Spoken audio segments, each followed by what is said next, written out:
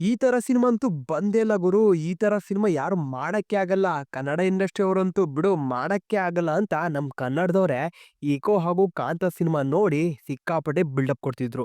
ನಾನ್ ಈ ಬಿಲ್ಡಪ್‌ನ ಸೋಷಿಯಲ್ ಮೀಡಿಯಾದಲ್ಲಿ ನೋಡಿ ಈ ಸಿನಿಮಾನು ಹಾಗೆ ಇರ್ಬೇಕಾ ಅಂತ ನೋಡಕ್ ಹೋದೆ. ಹಾಗೆ ಇದೆಯಾ ಸಿನಿಮಾ? ಆ ಎಕ್ಸ್‌ಪೆಕ್ಟೇಷನ್ ನಮ್ಗೆ ರೀಚ್ ಆಯ್ತಾ? ಹಾಗೆ ಆ ತರನೇ ನನಿಗೂ ಮೈಂಡ್ ಬ್ಲೋಯಿಂಗ್ ಮಾಡ್ತಾ ಸಿನಿಮಾ ಅಂತ ನನ್ನ ಒಪಿನಿಯನ್ಸ್‌ನ ನಾನ್ ಹೇಳ್ತೀನಿ ಕೇಳಿ. ಫಸ್ಟು ಕಾಂತ ಸಿನಿಮಾ ಬಗ್ಗೆ ಮಾತಾಡೋಣ.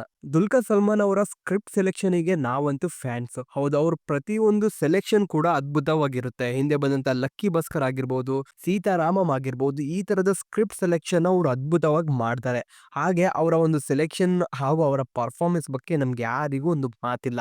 ಕಾಂತ ಈ ಸಿನಿಮಾನ ಡೈರೆಕ್ಟ್ ಮಾಡಿರೋದು ಸೆಲ್ವಮಣಿ ಸೆಲ್ವರಾಜ್ ಅವರು. ಹಾಗೆ ಇದರ ಕಾಸ್ಟಲ್ಲಿ ದುಲ್ಕರ್ ಸಲ್ಮಾನ್, ರಾಣಾ ದಗುಬಾಟಿ, ಸಮುದ್ರಖನಿ, ಭಾಗ್ಯಶ್ರೀ ಹಾಗೆ ಕೆಲವರಿದ್ದಾರೆ. ಹಾಗೆ ನನಗೆ ಈ ಸಿನಿಮಾದಲ್ಲಿ ಏನೇನು ಇಷ್ಟ ಆಯ್ತಪ್ಪ ಅಂದ್ರೆ ಫಸ್ಟಿಗೆ ಈ ಸಿನಿಮಾದ ಒಂದು ಪ್ರೆಸೆಂಟೇಷನ್ 90s 50s ಲುಕ್ಕು ನಾವು ಮತ್ತೆ ರೀಕ್ರಿಯೇಟ್ ಮಾಡೋದು ಇವಾಗಿನ ಟೈಮಲ್ಲಿ ತುಂಬಾ ಕಷ್ಟ. ಅದು ಈ ಸಿನಿಮಾ ಟೀಮ್ ಅವರು ತುಂಬಾ ಅಚ್ಚುಕಟ್ಟಾಗಿ ಇದನ್ನ ಪ್ರೆಸೆಂಟ್ ಮಾಡಿದ್ದಾರೆ. ಹಾಗೆ ಇಲ್ಲಿ ಪ್ರತಿಯೊಬ್ಬರ ಪರ್ಫಾರ್ಮೆನ್ಸ್ ಬಗ್ಗೆ ಹೇಳಲೇಬೇಕು. ಹೀರೋಯಿನ್ ಆದಂತ ಭಾಗ್ಯಶ್ರೀ ಅವರು ಅವರ ಬೆಸ್ಟ್ ಪರ್ಫಾರ್ಮೆನ್ಸ್ ನ ಕೊಟ್ಟಿದ್ದಾರೆ. ಅವರ ಕೆರಿಯರ್ ಬೆಸ್ಟ್ ಪರ್ಫಾರ್ಮೆನ್ಸ್.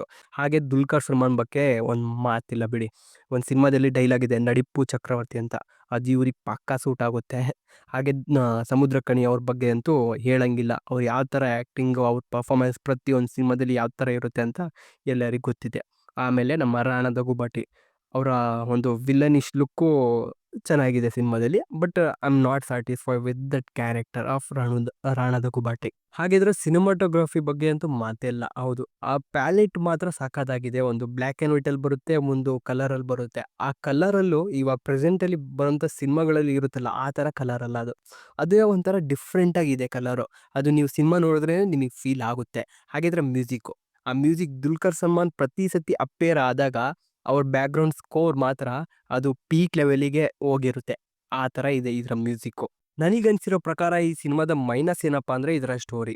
ಇವಾಗ ನಾರ್ಮಲ್ ಆಡಿಯನ್ಸ್ ಸಿನಿಮಾ ನೋಡಕ್ ಬರ್ತಾನೆ, ಆದ್ರೆ ಅವ್ನು ಸಿನಿಮಾದಲ್ಲಿ ಸಿನಿಮಾ ತೋರಿಸಿದ್ರೆ ಅವರು ನಿಜವಾಗ್ಲೂ ಡಿಸ್ಕನೆಕ್ಟ್ ಆಗ್ತಾನೆ. ಯಾಕಪ್ಪ ಅಂದ್ರೆ ಅವನಿಗೆ ಸಿನಿಮಾ ನೋಡ್ಬೇಕಾಗಿರುತ್ತೆ, ಎಂಟರ್ಟೈನ್ಮೆಂಟ್ ಬೇಕಾಗಿರುತ್ತೆ.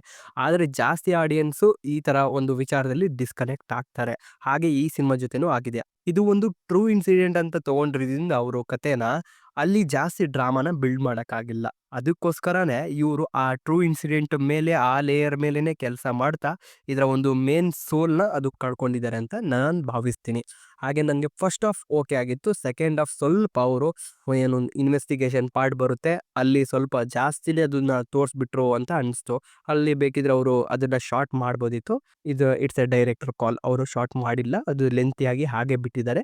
ಬಟ್ ಟ್ರಾವೆಲ್ ಆಗ್ತಾ ಕತೆ ಕ್ಲೈಮ್ಯಾಕ್ಸಿಗೆ ತುಂಬ ಚೆನ್ನಾಗಿ ಪಿಕಪ್ ಆಗುತ್ತೆ. ಬಟ್ ಆಲ್ರೆಡಿ ಜನ ಡಿಸ್ಕನೆಕ್ಟ್ ಆಗಿದ್ರಿಂದ ಲಾಸ್ಟಿಗೆ ಕ್ಲೈಮ್ಯಾಕ್ಸು ಅಷ್ಟು ಅವರಿಗೆ ಕನೆಕ್ಟ್ ಆಗಿಲ್ಲ.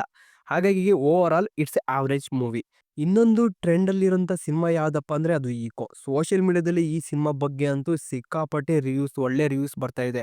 ನಾನು ಜಸ್ಟ್ ಒಂದು ಕ್ಲಿಪ್ ನೋಡಿದ್ದೆ ಈ ಸಿನಿಮಾದ್ದು. ಆ ಕ್ಲಿಪ್ ನೋಡಿ ಮತ್ತೆ ಈ ರಿವ್ಯೂಸ್‌ನ ಕೇಳಿ ನೋಡೋಣ ಸಿನಿಮಾ ಹೇಗಿರ್ಬೋದು, ಚೆನ್ನಾಗೇ ಇರುತ್ತೆ ಅಂತ ನಾನು ಸಿನಿಮಾ ನೋಡೆ. ಈ ಸಿನಿಮಾನ ಡೈರೆಕ್ಟ್ ಮಾಡಿರೋದು ದಿನ್‌ಜಿತ್ ಅಯ್ಯತನ್ ಅಂತ. ನಿಮಗೆ ಗೊತ್ತಿಲ್ಲ ಅಂದ್ರೆ ಹೇಳ್ಬಿಡ್ತೀನಿ. ಇವರು ಕಿಷ್ಕಿಂದೆ ಕಂಡಮ್ ಅಂತ ಹೋದ ವರ್ಷ ಒಂದು ಸಿನಿಮಾ ಬಂದಿತ್ತು. ಆ ಸಿನಿಮಾನ ಇವರೇ ಡೈರೆಕ್ಟ್ ಮಾಡಿದ್ದು.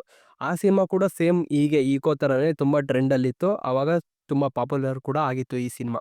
ಮೊದಲು ನಾನು ಈ ಸಿನಿಮಾ ಬಗ್ಗೆ ನನಗೆ ಏನೇನು ಇಷ್ಟ ಆಯಿತು ಅಂತ ನಾನು ಹೇಳ್ತೀನಿ. ನಾನು ಲಿಟ್ರಲಿ ಥಿಯೇಟ್ರಲ್ಲಿ ಕೂತ್ಕೊಂಡು ಈ ಸಿನಿಮಾ ನೋಡ್ತಿರುವಾಗ ನಾನು ಸ್ಕ್ರೀನ್ ಒಳಗಡೆನೇ ಇದ್ದೀನಿ, ಆ ಲೊಕೇಶನ್ ಹತ್ರನೇ ಇದ್ದೀನಿ ಅಂತ ಫೀಲ್ ಆಗ್ತಿತ್ತು. ಯಾಕಪ್ಪ ಅಂದ್ರೆ ಇವ್ರು ತೊಗೊಂಡಿರುವಂಥ ಬ್ಯೂಟಿಫುಲ್ ಲೊಕೇಶನ್ಸು, ಹಾಗೆ ಆ ಬ್ಯೂಟಿಫುಲ್ ಸಿನಿಮ್ಯಾಟಿಕ್ ಇದು ಸಿನಿಮಾಟೋಗ್ರಫಿ, ಆಮೇಲೆ ಇದರ ಮ್ಯೂಸಿಕ್ಕು, ಈ 3 ಎಷ್ಟು ಚೆನ್ನಾಗಿ ಅವರು ಬ್ಲೆಂಡ್ ಮಾಡಿದ್ದಾರೆ ಅಂದರೆ ನಿಜವಾಗ್ಲೂ ಇದು ಸಿನಿಮ್ಯಾಟಿಕ್ ಎಕ್ಸ್‌ಪೀರಿಯನ್ಸ್ ಅಂತಾನೆ ಹೇಳ್ಬೋದು ನನಗೆ. ಇಕೋ ಸಿನಿಮಾದ ಮೇನ್ ಪ್ಲಾಟ್ ಬಗ್ಗೆ ಹೇಳ್ಬೇಕಪ್ಪ ಅಂದ್ರೆ ಕುರಿಯಚ್ಚನ್ ಅಂದ್ರೆ ಮಾಲತಿ ಗಂಡ ತುಂಬಾ ವರ್ಷಗಳಿಂದ ಕಾಣೆಯಾಗಿರ್ತಾನೆ. ಅವ್ನು ಎಲ್ಲಿ ಹೋದ, ಈ ಕಾಡ್ ಮಧ್ಯೆ ಕಳೆದು ಹೋಗ್ಬಿಟ್ನಾ ಇಲ್ಲ ಸತ್ತು ಹೋಗ್ಬಿಟ್ನಾ, ಅದೇ ಒಂದು ಮಿಸ್ಟೀರಿಯಸ್ ಥಿಂಗ್ ಆಗಿ ಉಳಿದಿರುತ್ತೆ. ಸಾಕಷ್ಟು ಜನ ಜರ್ನಲಿಸ್ಟು ಹಾಗೆ ಸಾಕಷ್ಟು ರಿಪೋರ್ಟರ್ಸು ಬಂದು ಮಾಲತಿ ಹತ್ರ ತುಂಬಾ ಇನ್ವೆಸ್ಟಿಗೇಟ್ ಮಾಡ್ತಾ ಇರ್ತಾರೆ. ಆದ್ರೆ ಅವನ ಬಗ್ಗೆ ಯಾರಿಗೂ ಸುಳಿವಿರಲ್ಲ, ಸ್ವತಃ ಮಾಲತಿಗೂ ಕೂಡ. ಆದ್ರೆ ಇಲ್ಲಿ ಬರುವಂತ ಪ್ರತಿಯೊಂದು ಕ್ಯಾರೆಕ್ಟರ್ ಡಿಸೈನ್ ಕೂಡ ತುಂಬಾ ಚೆನ್ನಾಗಿ ಅವರು ಬಿಲ್ಡ್ ಮಾಡಿದ್ದಾರೆ. ಸಿನಿಮಾ ಫಸ್ಟ್ ಹಾಫ್ ಅಲ್ಲಿ ತುಂಬಾ ಚೆನ್ನಾಗಿ ಬಿಲ್ಡ್ ಆಗುತ್ತೆ, ಹಾಗೆ ಸೆಕೆಂಡ್ ಹಾಫ್ ಅಲ್ಲೂ ಹಂಗೆ ಕ್ಯಾರಿ ಆಗುತ್ತೆ. ಒಂದ್ ಪಾಯಿಂಟ್ ಅಲ್ಲಿ ನಮಗೆ ಈ ಸಸ್ಪೆನ್ಸು, ಈ ಮಿಸ್ಟ್ರಿ ತುಂಬಾ ಜಾಸ್ತಿ ಓವರ್‌ಲೋಡ್ ಆಗಿ ತೋರಿಸ್ತಾರೆ. ಅದು ನಮಗೆ ಇದು ಬೇಕು ಅಂತ ತೋರಿಸ್ತಿದ್ದಾರೆ, ಬೇಕು ಅಂತ ನಮಗೆ ಫೀಡ್ ಮಾಡ್ತಿದ್ದಾರೆ, ಸ್ಪೂನ್ ಫೀಡಿಂಗ್ ಅಂತ ನನಗೆ ಫೀಲ್ ಆಯ್ತು. ಅದು ನಿಮಗೆ ಯಾವ ತರ ಫೀಲ್ ಆಯ್ತು ನನಗೆ ಗೊತ್ತಿಲ್ಲ. ಹಾಗೆ ಈ ನೀವು ಕಿಷ್ಕಿಂದೆ ಕಂಡಂ ನೋಡಿದ್ರೆ, ಈ ಸಿನಿಮಾ ನೋಡಿದ್ರೆ ನಿಮಗೆ ಸಿಮಿಲಾರಿಟೀಸ್‌ಗಳು ಕಾಣ್ತವೆ. ಅಲ್ಲಿ ಮಂಗ ಆದ್ರೆ ಇಲ್ಲಿ ನಾಯಿಗಳು, ಅಲ್ಲಿ ಅಜ್ಜ ಆದ್ರೆ ಇಲ್ಲಿ ಅಜ್ಜಿ. ಹೀಗೆ ನೀವು ಸಿಮಿಲಾರಿಟೀಸ್‌ನ ಕಂಡುಹಿಡಿತೀರಾ. ಒಬ್ಬ ಡೈರೆಕ್ಟರ್‌ಗೆ ಆಕ್ಚುಲಿ ಅವನ ಸಿನಿಮಾಯಿಂದ ಇನ್ನೊಂದು ಸಿನಿಮಾಕ್ಕೆ ಅವ್ನ ಆ ಫ್ಲೇವರ್ ಕಾಣಬೇಕು. ಆದ್ರೆ ಸಮ್ ಟೈಮ್ಸು ನಮಗೆ ಅದೇ ಒಂದು ರೆಪ್ಲಿಕೇಟ್ ಮಾಡಬಾರ್ದು ನಮ್ಮ ನೆಕ್ಸ್ಟ್ ಕಥೆಯಲ್ಲಿ. ಹಾಗೆ ಈ ಸಿನಿಮಾದಲ್ಲಿ ಇದ್ರ ಜೊತೆ ಆಗಿದೆ ಅಂತ ನಾನು ಭಾವಿಸ್ತೀನಿ. ಹಾಗೆ ಲಾಸ್ಟ್‌ಗೆ ಈ ಸಿನಿಮಾದಲ್ಲಿ ಒಂದು ಥ್ರಿಲ್, ಒಂದು ಟ್ವಿಸ್ಟನ್ನ ತೋರ್ಸ್ಕೊಂತ ಹೋಗ್ತಾರೆ. ಬಟ್ ನಾನು ಅಷ್ಟೊತ್ತಿಗೆ ಡಿಸ್ಕನೆಕ್ಟ್ ಆಗಿದ್ದೆ. ಬಟ್ ಈ ಸಿನಿಮಾನು ಇಷ್ಟೊಂದು ಚರ್ಚೆಗೆ ಯಾಕಪ್ಪ ಇದೆ ಅಂದ್ರೆ, ಇದರ ಒಂದು ಪ್ಯೂರ್ ಸಿನಿಮ್ಯಾಟಿಕ್ ಎಕ್ಸ್‌ಪ್ರೆಸ್ ಅಂತಾನೆ ಹೇಳ್ಬೋದು. ನನಗೆ ಈ ಸಿನಿಮಾ ಒಂದು ಗುಡ್ ಸಿನಿಮಾ ಅಂತಾನೆ ಹೇಳ್ತೀನಿ. ಆದರೆ ನಾಟ್ ಎಕ್ಸ್‌ಪೆಕ್ಟೇಷನ್ ಯಾವ ಥರ ನಮಗೆ ಇದರಲ್ಲಿ ಸೋಷಿಯಲ್ ಮೀಡಿಯಾದಲ್ಲಿ ಕೊಡ್ತಿದ್ದಾರೆ, ಆ ಒಂದು ಹೈಪಿಗೆ ಈ ಸಿನಿಮಾ ಇಲ್ಲ ಅಂತ ನನಗೆ ಪರ್ಸನಲ್ ಆಗಿ ಫೀಲಿಂಗ್ಸು. ಇನ್ನೊಂದು ವಿಚಾರ ಏನಪ್ಪಾ ಅಂದ್ರೆ, ನೀವು ಎಕೋ ಸಿನಿಮಾಗೆ ಇಷ್ಟು ಅಪ್ರಿಸಿಯೇಷನ್ ಕೊಡ್ತೀರಾ ಅಂದ್ರೆ, ನಿಜವಾಗ್ಲೂ ನಮ್ಮ ಕನ್ನಡ ಇಂಡಸ್ಟ್ರಿಯಲ್ಲಿ ಬಂದಂಥ ಅಜ್ಞಾತವಾಸಿಗೂ ನೀವು ಅಷ್ಟೇ ಅಪ್ರಿಸಿಯೇಷನ್ ಡಿಸರ್ವ್ ಮಾಡುತ್ತೆ ಆ ಸಿನಿಮಾ ಕೂಡ. ನೀವು ಆ ಸಿನಿಮಾ ನೋಡಿದ್ರೆ ನೋಡಿ ಅಜ್ಞಾತವಾಸಿ. ಈ ಸಿನಿಮಾ ನೋಡಿ ನಿಮಗೆ ಯಾವ ಥರ ನಿಮಗೆ ಫೀಲ್ ಆಗುತ್ತೆ, ಹಾಗೆ ನಿಮ್ಮ ಒಪಿನಿಯನ್ ಏನು ನನಗೆ ಕಮೆಂಟ್ ಬಾಕ್ಸಲ್ಲಿ ತಿಳಿಸಿ. Thank you.